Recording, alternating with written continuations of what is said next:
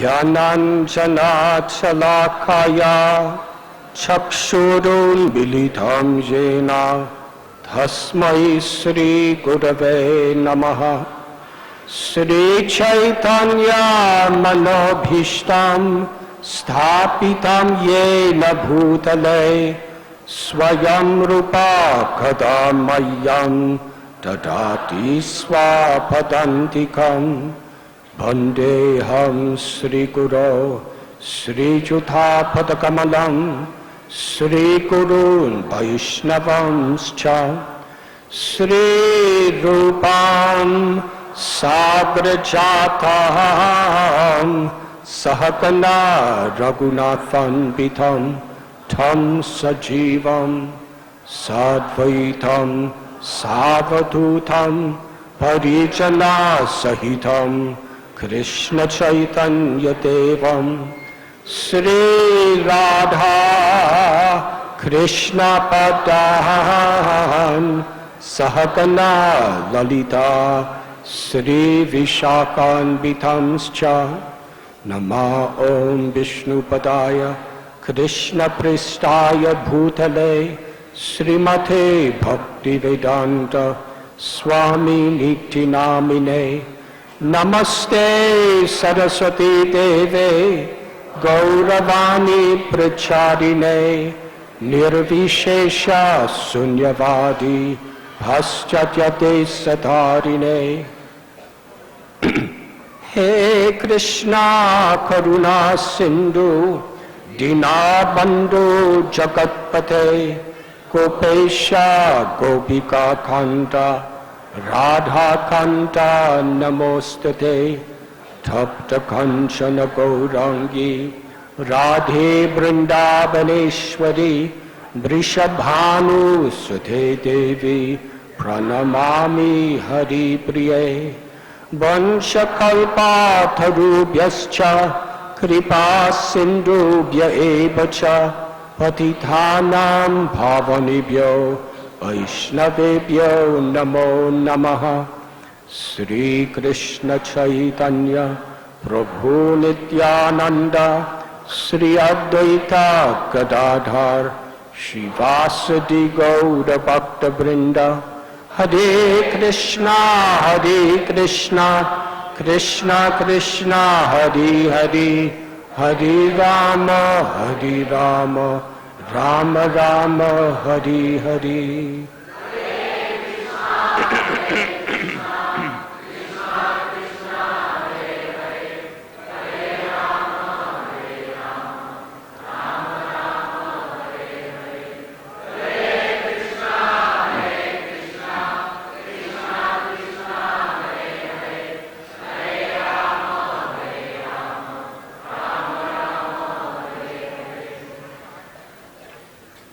Hare Krishna.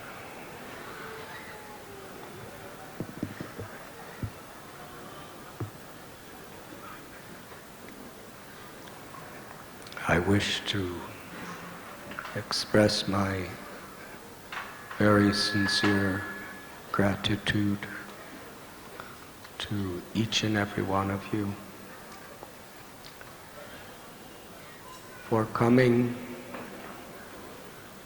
to Vrindavan and being with us together as a family at Srila Prabhupada's lotus feet each evening.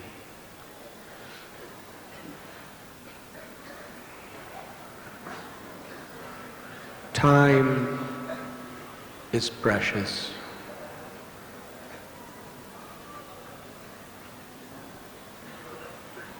Time is so powerful.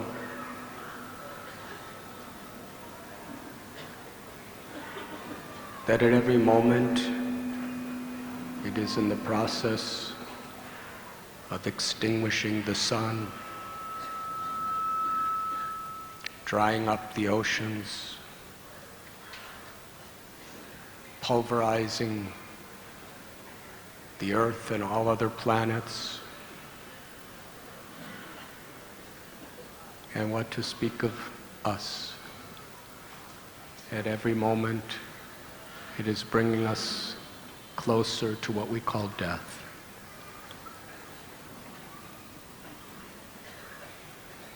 Time is so powerful that the most powerful armies with all their arsenals of nuclear bombs and armed forces, all the scientists and technologists with their latest ever-expanding discoveries, they cannot stop the progress of time for even a second. Beauty cannot seduce it. Bribes cannot entice it. Threats cannot cause it fear. On the grossest level of universal planets and on the subtle level of the atomic particles, time never ceases its motion. And it's affecting everyone and everything.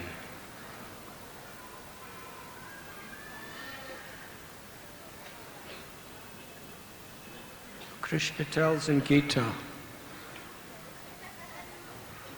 that there is another nature beyond this relative material existence. It is the antaranga shakti, the internal spiritual potency.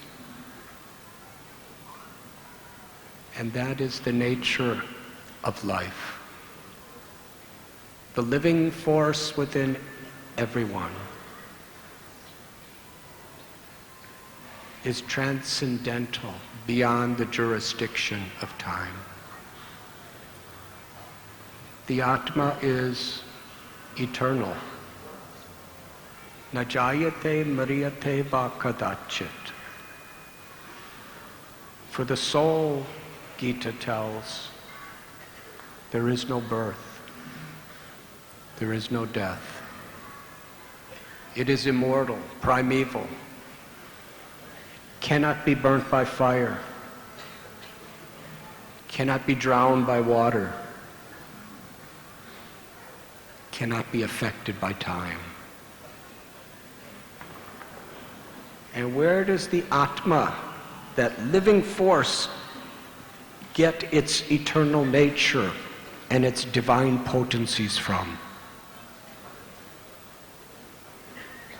Mamaivam sa jiva mukti.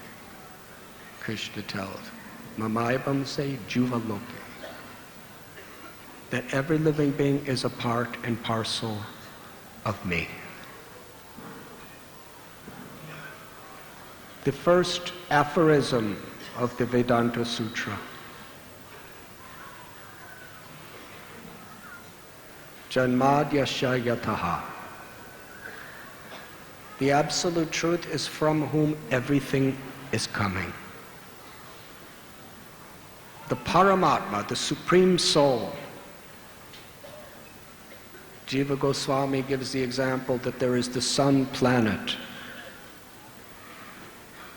The sun planet is always existing as long as the universe exists. And from the sun planet are emanating limitless sun rays. Each of those sun rays have the same quality as the sun planet. They give heat, they give light.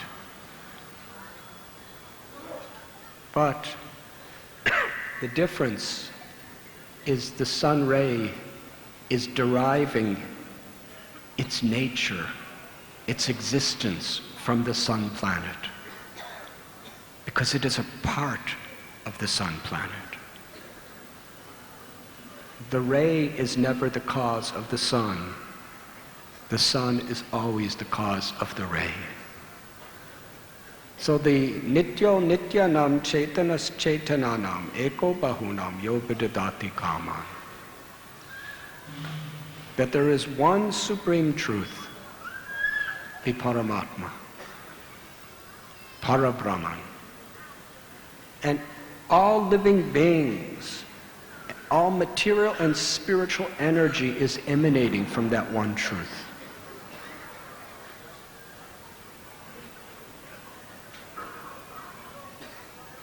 This human life is very rare. Durlabha manava janma lobhya samsare. Unless we appreciate the value of what we have, we will not get the benefits of it.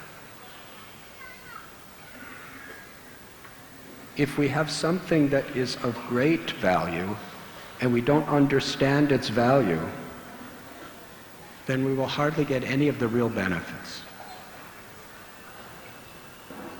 This human life is so rare.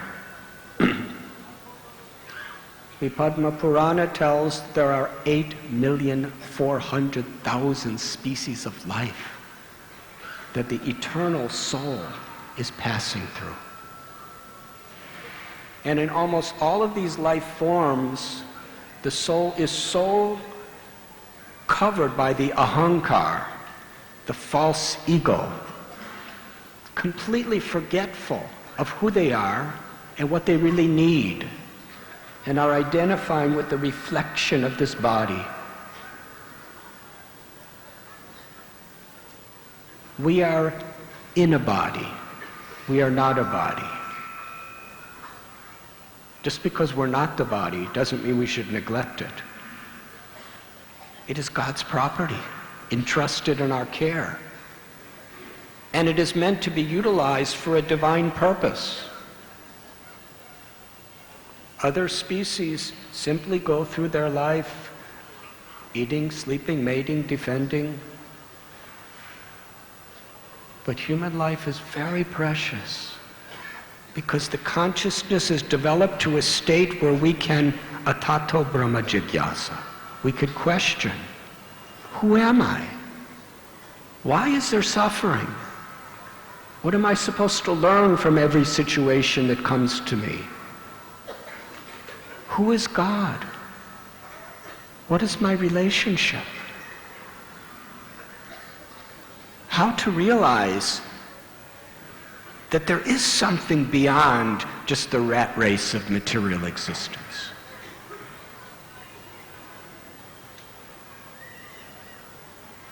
The human life gives us the chance to realize that we are beyond birth and beyond death.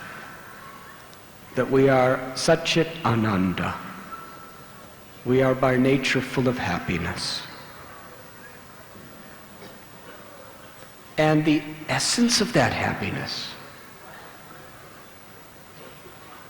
is in the spiritual experience of divine love. Ultimately, the soul exists to love the Supreme and to experience the love of the Supreme. Krishna, the Supreme Personality of Godhead. This name means all attractive. One who possesses eternally complete, absolute beauty, knowledge, strength, fame, wealth, and forgiveness, renunciation. Krishna is the supreme object of all love. And because every living being is a part of Krishna, every living being in their true state is lovable.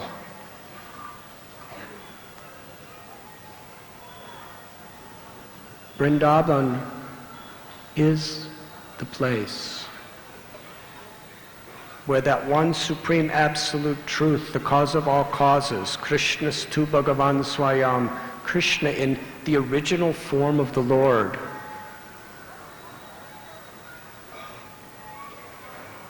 is facilitating the most intimate, loving exchanges.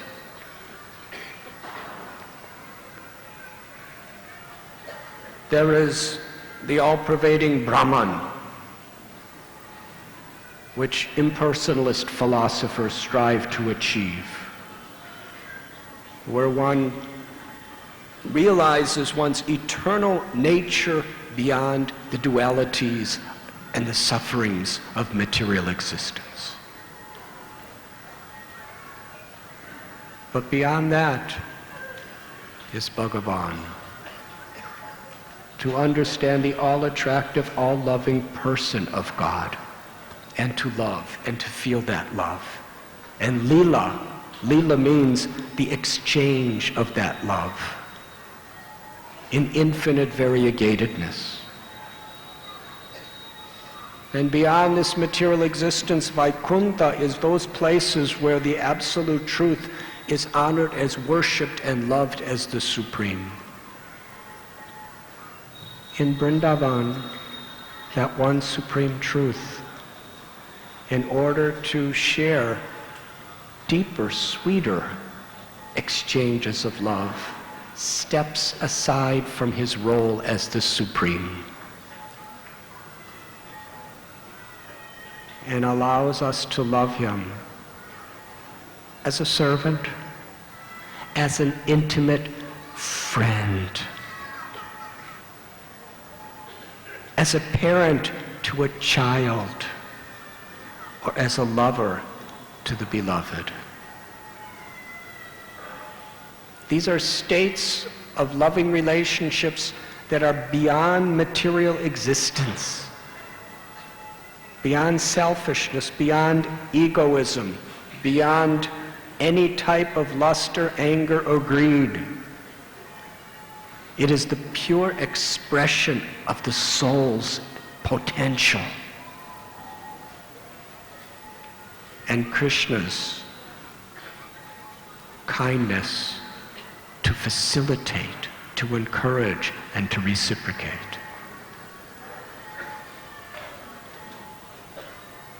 In Vrindavan, on the spiritual level, there's no discrimination between bodily forms. Everyone is of pure consciousness in seva. Seva means to serve with love. If there's a tinge of selfishness or egoism or expectation of something for myself in return, it's not really seva. Seva is selfless, loving service.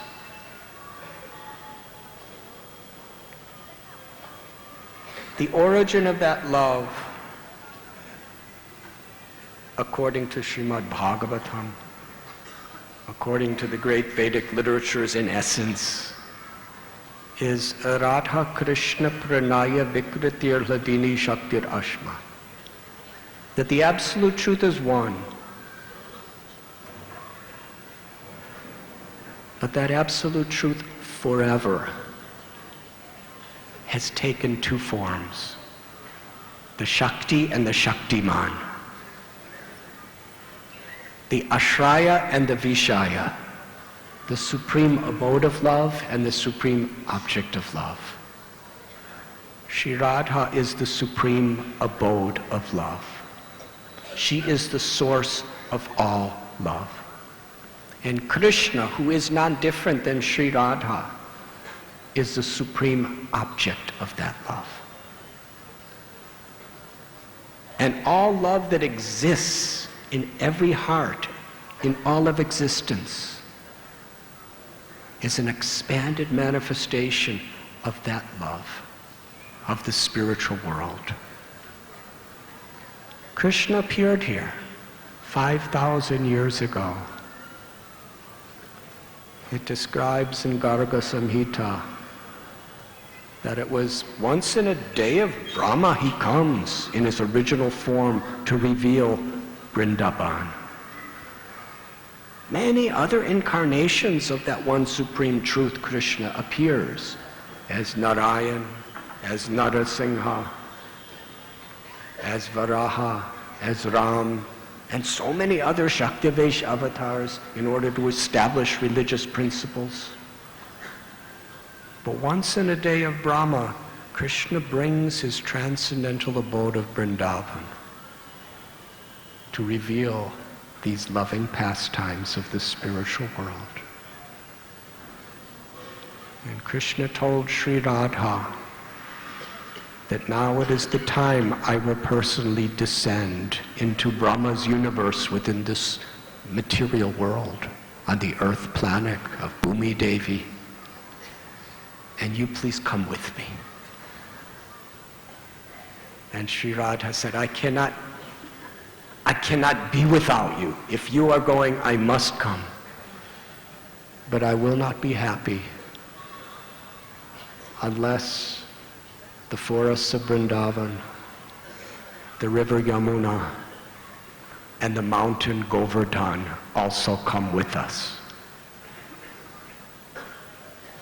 So we learn from this and so many other evidences that the forests of Vrindavan, the Govardhan hill, and the river Yamuna are ever existing in the spiritual world of Goloka. They have descended to participate and to render seva for Krishna's loving pastimes.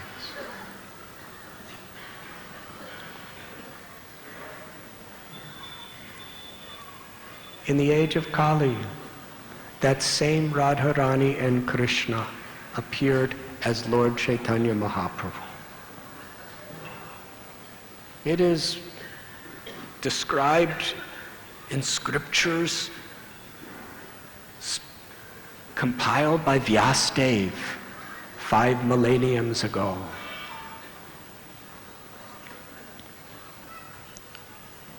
Lord Chaitanya came to Vrindavan. He appeared in Navadvip in Bengal. He began the Sankirtan movement.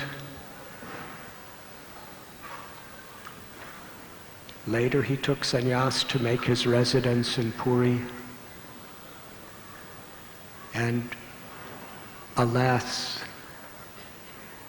his very deep longing of his heart was to return to his home in Vrindavan.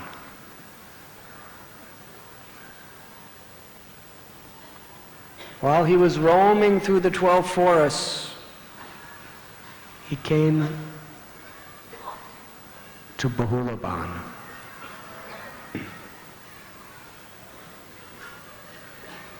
When he arrived in Bahulaban, he was remembering his pastimes as Radha and Krishna in that very place. Limitless pastimes. But some, the great acharyas, have shared with us. When Srimati Radharani and Sri Shyam Sundar would come to Bahulaban, the peacocks would go mad in ecstasy to see their beloved.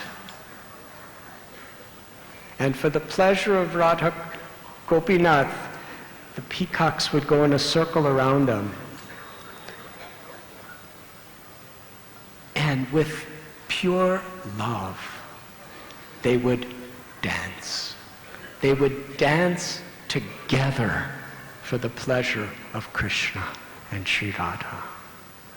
And as they'd be dancing, they'd be cawing beautiful songs like a peacock. Do you know how to sing like peacocks? You may try.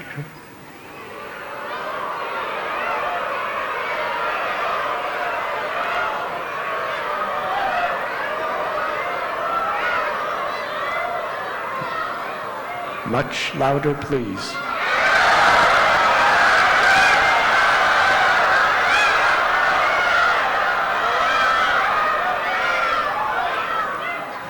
Thank you.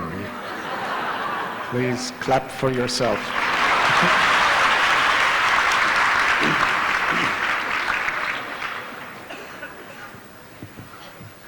Can you imagine what the real peacocks of the spiritual world, when they are in the presence of Krishna and Radha, and I'm not here to judge you, but you were kind of singing from your mouth. But when the peacocks were singing, it was their soul. They were purely enlightened, intoxicated Paramhamsas. And the ecstasy, the gratitude, and the love of their souls were pouring out of their heart in their song. Like that.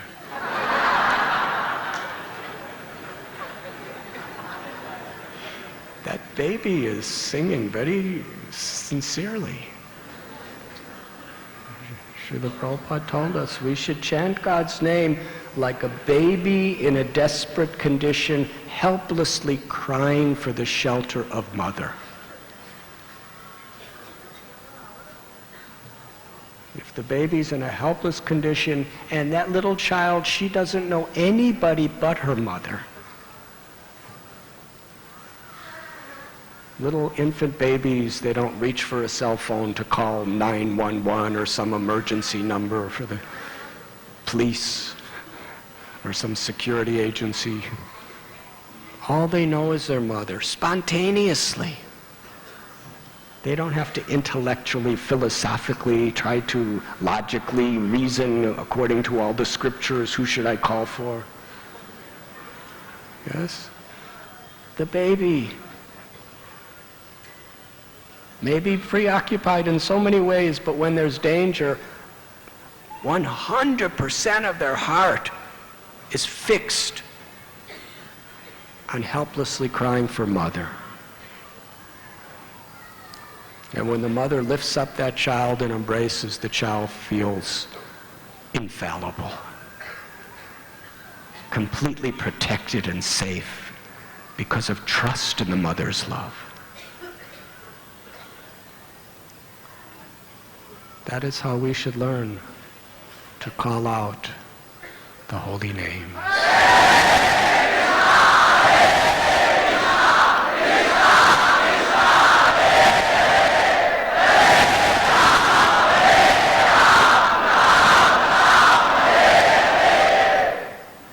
Actually, like that baby, try again.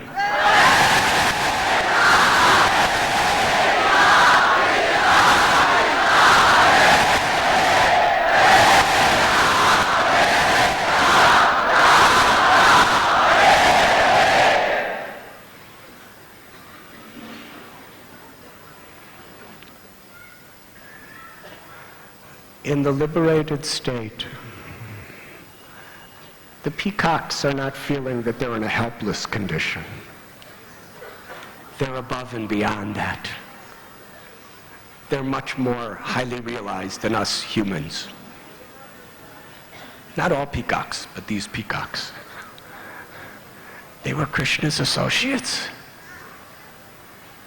They were crying out just to celebrate the beauty and the glory of Krishna's love, and to give pleasure to Krishna by offering the fullness of the love of their hearts.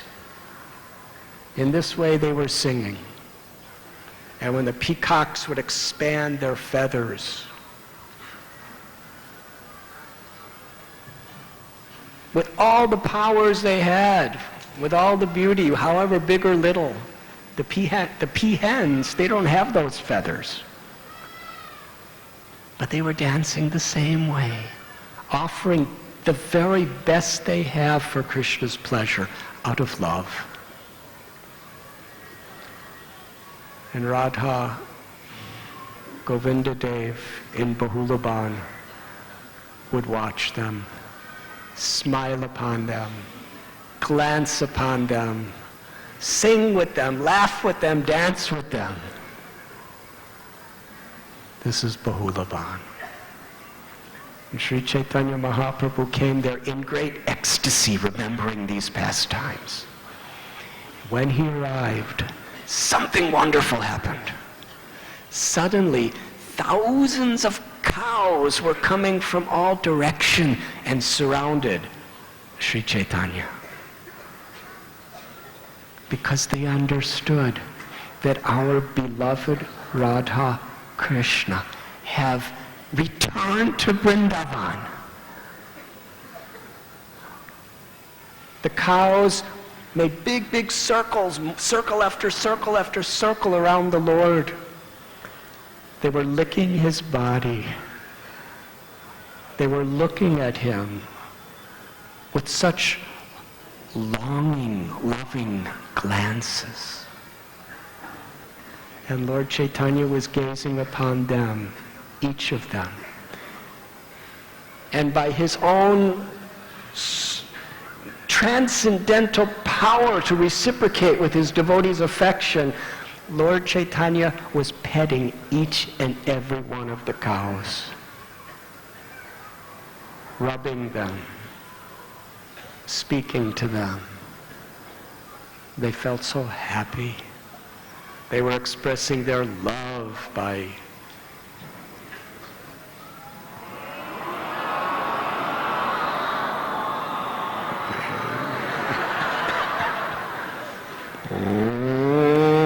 very deep love from their hearts they were expressing.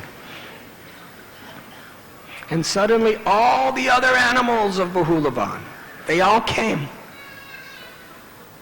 The buffaloes, the sheeps, the rabbits, the deers, the tigers, whatever animals were there. They were so happy, Lord Chaitanya. They were running in circles around him, circumambulating him, looking at him. Whatever species they were in, they were using their particular unique voices to perform kirtan.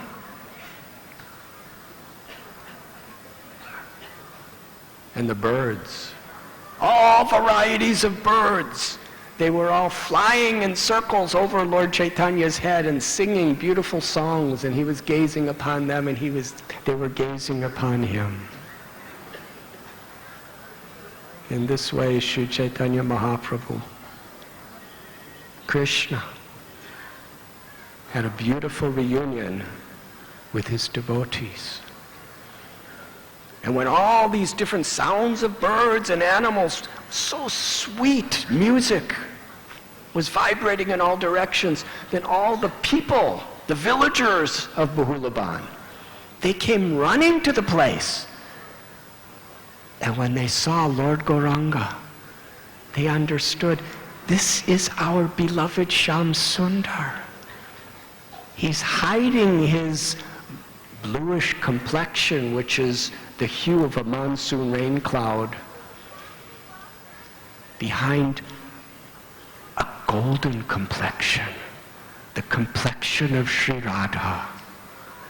And all those crowds of people with the same emotions as the birds and the animals and the cows, they all offered their hearts to Lord Chaitanya.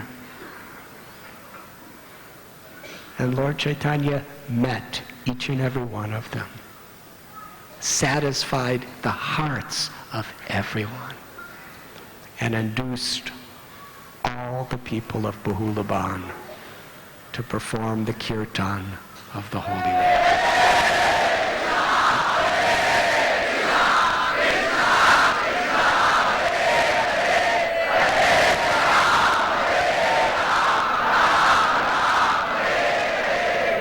Yesterday, we celebrated the Govardhan Puja, where Krishna simultaneously for 7 days and 7 nights remained with each and every one of the Brajavasis under the umbrella of Govardhan Hill as he lifted it with the little finger of his left hand. At the same time, he curbed the pride, the false pride of Indra. So the Govardhan Puja, when they actually made the offerings to Giriraj, That took place the day after Diwali. Diwali is Amavasya, so the first day. And then Krishna lifted Govardhan hill for 7 days. And then there was some other beautiful little festivals where Krishna was visiting the houses of his cousins. And then Surabhi came and offered apologies on behalf of Indra. And soon after that was the Ekadasi. Nanda Maharaj, Krishna's father, observed a fast on the day of Ekadasi. Bhakti Vinod Thakur, he says that Ekadasi is the mother of devotion for those who carefully observe it.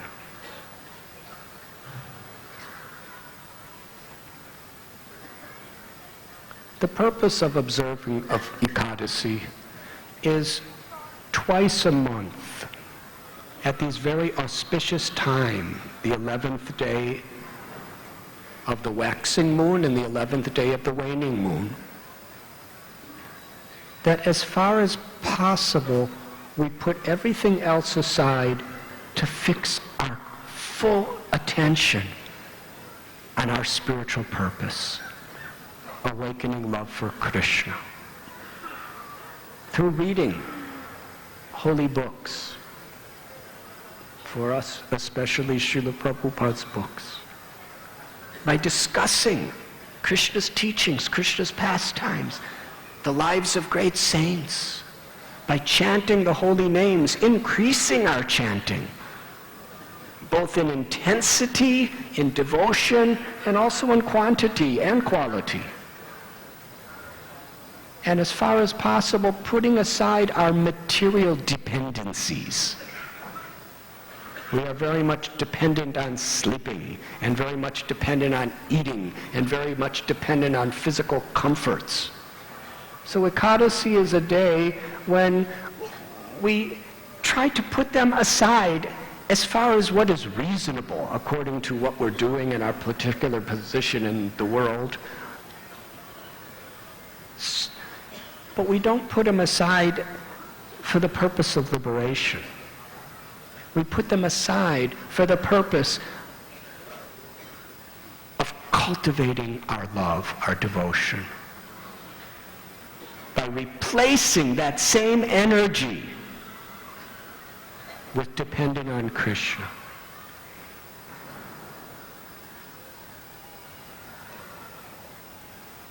So there are various levels of fasting on Ekadasi. Some devotees, I remember one of Srila Prabhupada's very dear godbrothers,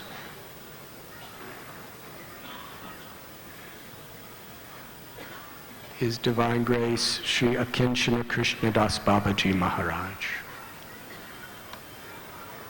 He was a very simple person. He was really a Brijavasi.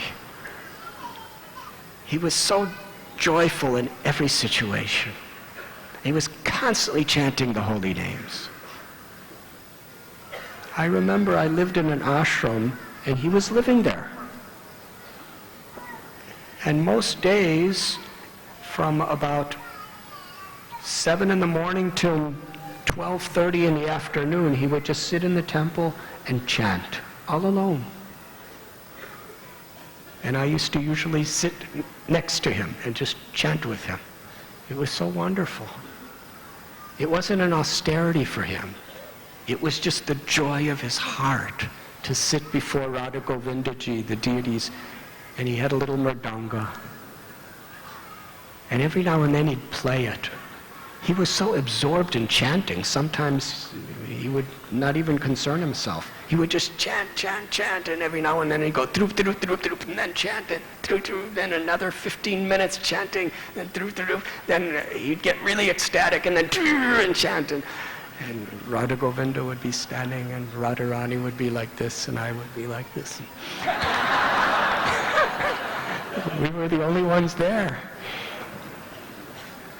And on Ekadasi, he would chant all day. And then he would go to Imlital.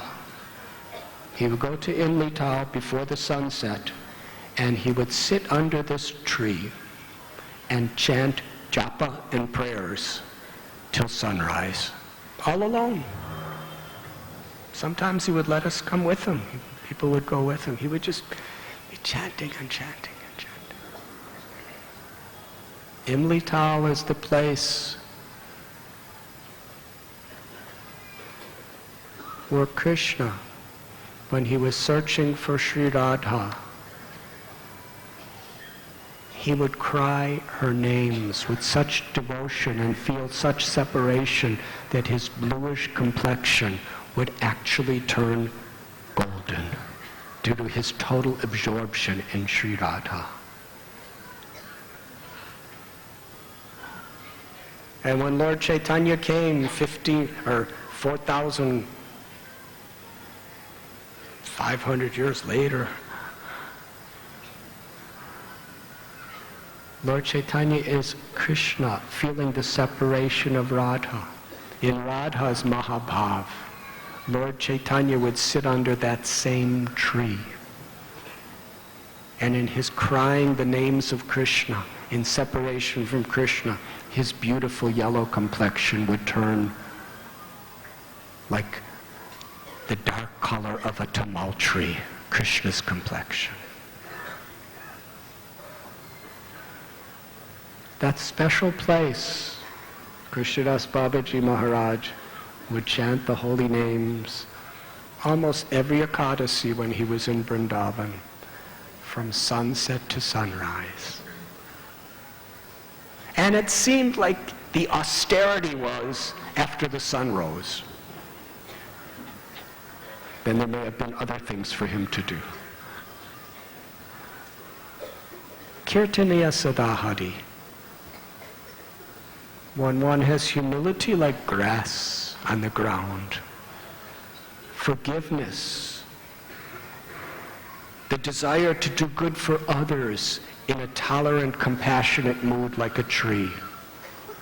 When one offers all respect to others and expects none in return, that is a kinchana. A kinchana means no false ego. Whether you're a king like Yudhisthira, or Prataparudra,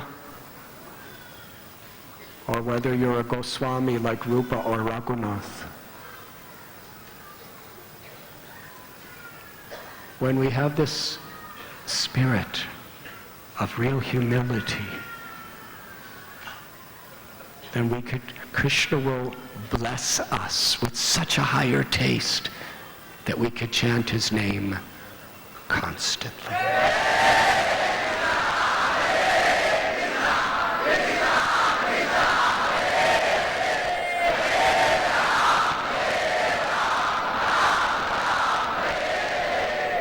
You see, from Krishna's perspective, real kirtan, it's not about how nicely you could play the instruments. It's not about how precisely you could sing the notes of ragas. It's not about how popular you are with the general public. This is not what kirtan is about.